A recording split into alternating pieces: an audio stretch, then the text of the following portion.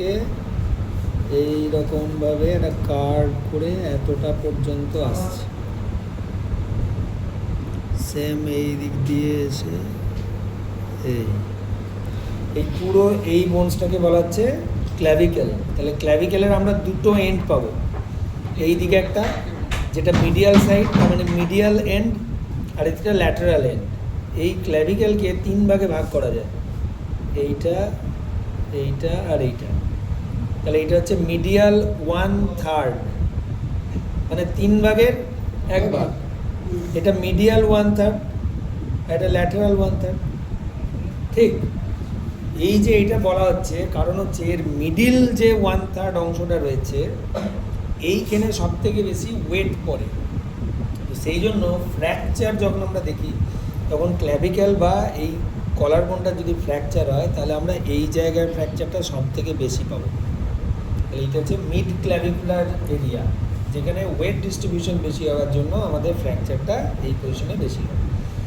এইদিকে আমাদের shoulder joint গঠন করার জন্য হিউমেরাস, এদিকে স্ক্যাপুলা, এই যে অংশটা রয়েছে এই হাড়টা, এটা স্ক্যাপুলার পোর্শন, মানে পিছন থেকে হাড়টা এরকম এসে এই জায়গাটাতে, তাহলে এটা হচ্ছে স্পাইন। এইটা হচ্ছে হিউমেরাসের হেড, আর এইদিকে ডেল্টয়েড মাসেল। তাহলে এইখানটাতে অ্যাক্রোমিয়ান, আর এইটা হচ্ছে তোর হিউমেরাস, এই দিকটা হিউমেরাস। তাহলে হিউমেরাস আর ক্ল্যাভিকেলের মধ্যে একটা জয়েন্ট তৈরি করে, তাহলে কোরাকো ক্ল্যাভিকুলার লিগামেন্ট হতে পারে বা কোরাকো ক্ল্যাভিকুলার জয়েন্ট হতে পারে। অ্যাক্রোমিয়ান প্রসেস আর ক্ল্যাভিকুলারের মধ্যে অ্যাক্রোমিও ক্ল্যাভিকুলার জয়েন্ট তৈরি করবে। আর হিউমেরাস স্ক্যাপুলার সঙ্গে একটা তৈরি করবে, সেটা হচ্ছে স্ক্যাপুলো হিউমেরাল জয়েন্ট। তাহলে এই জায়গাটায় যে 3টে জয়েন্ট দেখতে পাচ্ছি, এটা হচ্ছে হিউমেরাস আর এটা স্ক্যাপুলার অংশ। তাহলে স্ক্যাপুলো হিউমেরাল বা হিউমেরো স্ক্যাপুলার বলতে পারি একটা জয়েন্ট। এই স্ক্যাপুলারই পিছনের দিকের অ্যাক্রোমিয়ান প্রসেস, অ্যাক্রোমিও ক্ল্যাভিকুলার জয়েন্ট। ঠিক আছে, তাহলে এই জয়েন্টগুলো নিয়ে আমাদের শোল্ডার কমপ্লেক্সটা তৈরি হচ্ছে। তো এটা বলার কী জন্য দরকার আছে না, আমরা যখন অ্যাবডোমেন করব তাহলে আমরা এই ক্ল্যাভিকুলার লাইনটাকে আমরা দেখব। তাহলে মিড ক্ল্যাভিকুলার লাইন মানে ক্ল্যাভিকেলটাকে যদি ভাগ করা যায় তাহলে তার মিডিল পোর্শন থেকে যদি একটা ইমাজিনারি লাইন এরকমভাবে টানা যায় তাহলে এই হিসাবে এরকমভাবে যাবে।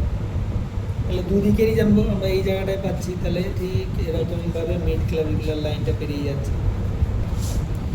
ঠিক, মিড ক্ল্যাভিকুলার। এবার ট্রান্সপাইলোরিক লাইন একটা আছে, তাহলে ট্রান্সপাইলোরিক মানে আমাদের এইখান থেকে যদি একটা ইমাজিনারি লাইন আমরা টানি তাহলে এরকম করে একটা মিডল পোর্শনে লাম্বার রিজিয়নের একটা ট্রান্সভার্স লাইন করবে, আর ইলিয়াক ক্রেস্ট হিসাবে আমরা নেভালের নিচে একটা অ্যাবডোমিনাল লাইন করব। তাহলে আমরা এখানে 9টা ভাগ পেয়ে যাচ্ছি, 1 2 3 বা 1 2 3 4 5 6 7 8, এই 9টা আমাদের অ্যাবডোমিনাল ডিভিশন আমরা পাচ্ছি।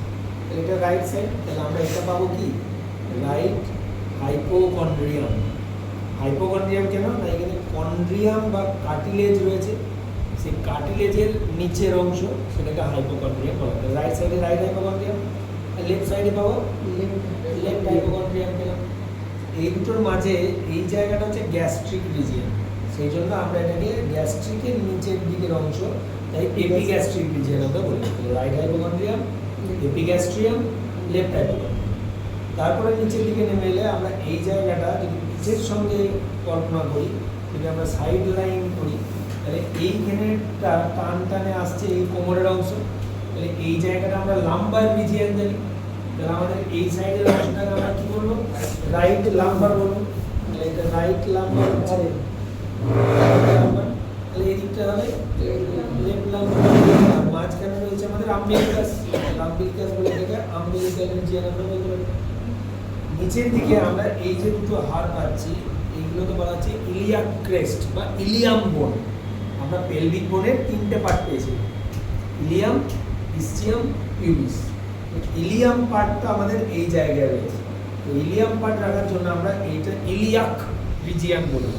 তাহলে রাইট সাইডে রাইট ইলিয়াক, লেফট সাইডে লেফট ইলিয়াক, আর নিচের দিকে গ্যাস্ট্রিক রিজিয়নের নিচে তাই হাইপোগ্যাস্ট্রিয়াম অংশটা।